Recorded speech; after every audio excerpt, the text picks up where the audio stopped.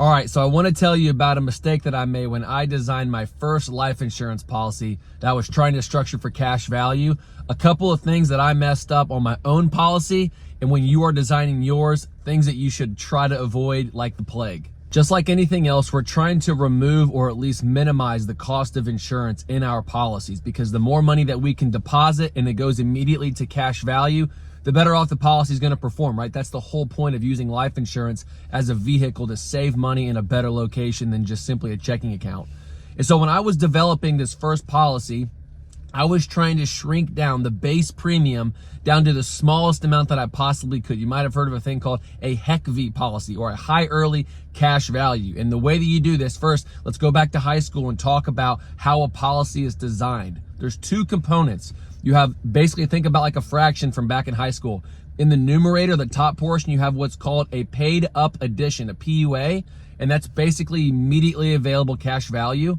And then in the bottom, or the denominator of the fraction, is called base premium.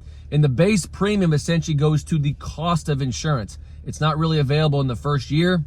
It goes all to buy the asset, which is the death benefit in the insurance company's eyes.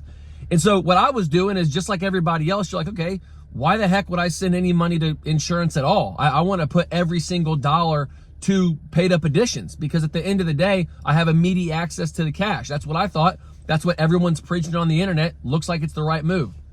Well, what you have to discover is that everybody else that's rich and plays this game understand the same thing. So back in I think it was 76, they passed what was called the ERISA Act. And basically what that said is the government discovered there's a bunch of rich people putting millions and billions of dollars into life insurance. And because it is a product that's not taxed by the government, all the growth is tax-free. So everybody was playing this game. So essentially, they drew in the line in the same, what was called the Modified Endowment Contract line, or this MEC line. And so basically now when you design policies, everyone has to play by the same rules. It just comes down to how much money do we have to send each and every year to the cost of insurance. And that equates to about, depending upon your age and your health, around 40 cents of every dollar has to go to the cost of insurance in year one. All the other dollars can go immediately to cash value. You can borrow against it. You can do all the things about life insurance. But in the very first year, we have to send a certain amount of money to cost. Well, there's a couple ways around that. And without really diving into the weeds and getting you guys into infinite banking and life insurance 303, there's a ratio between cash value and death benefit. So if you try and raise the cash value by squeezing the base premium, by putting more PUAs, you have to increase the death benefit. And there's only, in the base premium, remember, that's the number, the amount of money that actually buys the death benefit. So if you think about it, if you have $100,000 and you put 90,000 of it to paid up addition, which is immediately cash available, and then you put $10,000 to base premium, this ratio of cash value and death benefit is going to be like this. And so the policy is going to MEC. Therefore, you're going to lose all the attributes. You're going to lose the tax-free nature. You're going to lose the creditor protection, the guaranteed growth, all the fun components of life insurance. So again, to instead of this, that ratio has to do more of this. You have to lower those PUAs down to about 60 cents. But like I said a minute ago, the HECV policy, the high early cash value, you can actually continue to reduce this paid up addition, but the death benefit stays here. So what happens is you like this, and then it lowers the death benefit, so a policy will MEC. So what people were doing, and at least what I was trying to do, is I kept lowering this base, but I basically, what I did is I increased the death benefit with a term insurance rider. Now, term insurance is a cost. It doesn't build any cash value. It's like renting an apartment, basically. Whole life insurance is like owning the apartment complex. Term insurance is like renting one of the units. So that's just kind of the clarification.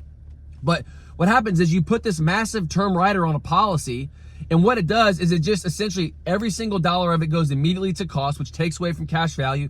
But most importantly, it ruins your insurability, because you have to put these massive riders on these policies in order to keep the policy from MECing. That what happens is that when you want to go start another policy, you can't do it because all of your insurability is tied up in one policy.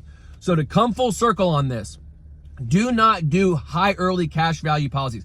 HECVs are not the way to go, because again, that base premium, one day that paid up addition, just because of the IRS rules, it has to drop off. You can't keep making deposits, a 90% of deposits and a 10% of base premium. You just can't do it.